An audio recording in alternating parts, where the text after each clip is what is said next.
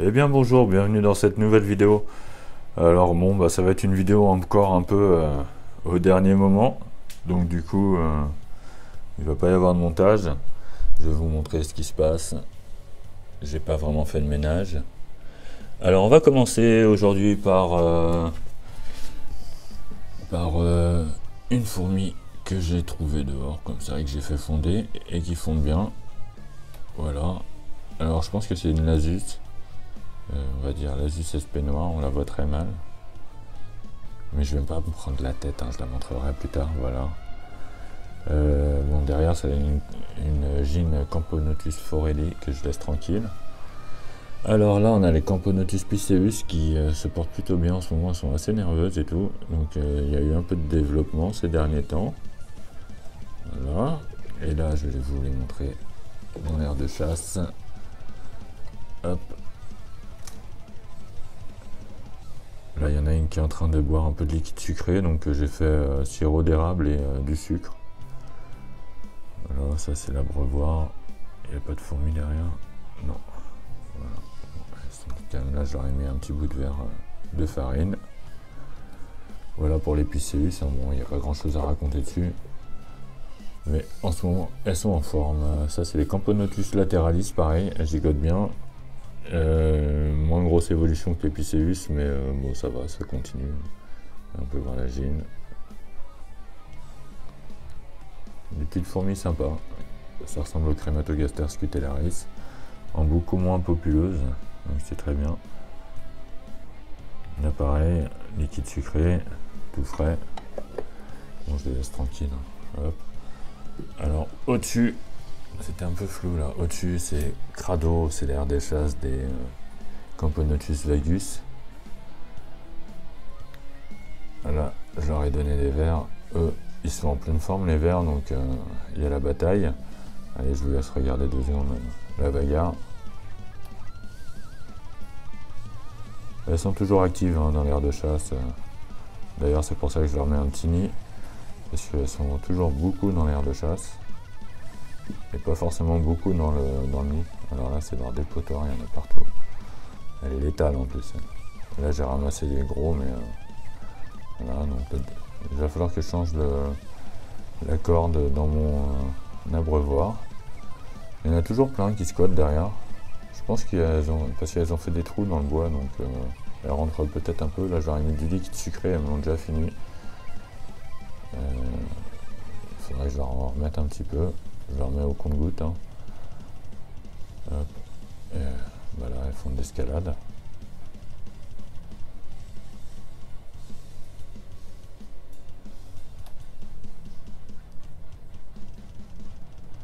Allez, on va aller voir leur nid. Vous voyez, c'est un petit nid, il n'est pas très grand, il fait la taille de ma main. Ma main pas très propre. Et qui fait beaucoup de reflets. Alors attendez, on va essayer de zoomer un peu là-dedans. Aujourd'hui, vidéo façon Nico Emery. Et puis ça tombe bien, 14h30 c'est toujours l'heure du café, donc voilà.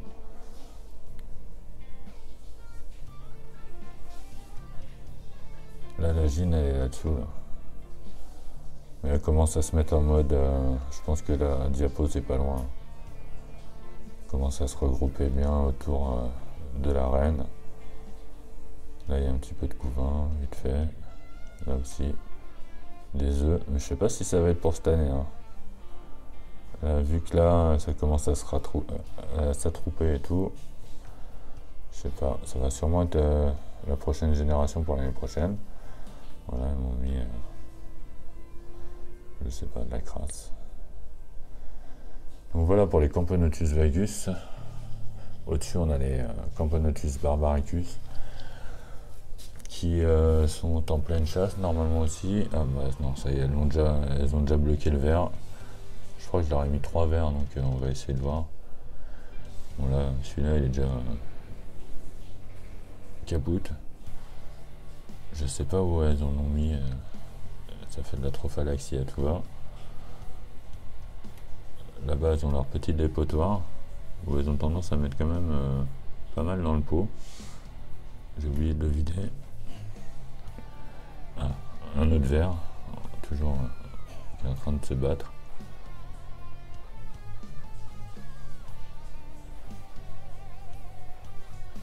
Alors elles sont assez agressives, j'aime beaucoup, c'est mes préférés de toute façon. Là je leur ai mis pareil de liquide sucré. Surtout qu'elles n'avaient pas forcément des grosses physogastries. Là ça fait un petit moment que je leur ai pas donné à manger. Donc ça va pas leur faire de mal.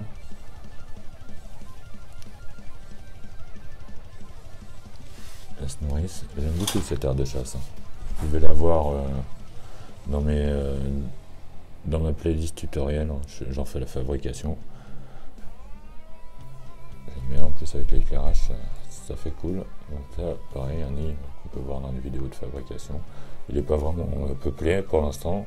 Je l'humidifie quand même un peu, cette partie-là. Voilà. Et c'est plus là, par contre, il ne va pas y avoir trop de lumière, donc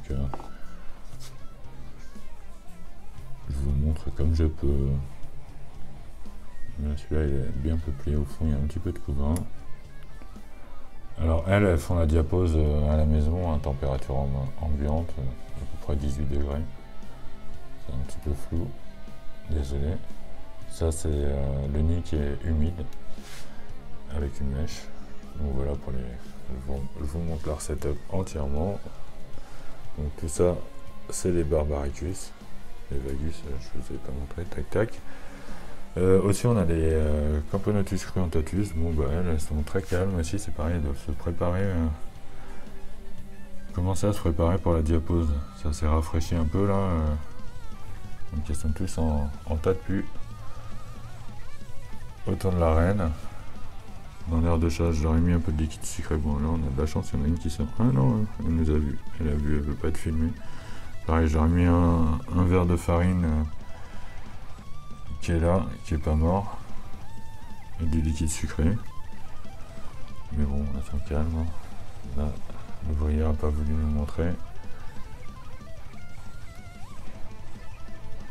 Pour les gros plans, on verra un autre jour. Là, je vous fais cette vidéo là comme ça parce qu'en fait, je suis en train de préparer une vidéo, un tutoriel pour un nid en bois fabriqué à la main, mais je suis encore dessus. Il y a pas mal de taf. Hein, je le fais entièrement à la gouge. Ciseaux à bois, voilà quoi. Donc ça me prend un peu plus de temps et j'ai un peu des claques aux mains, voilà. Mais j'espère que ce sera pour la semaine prochaine.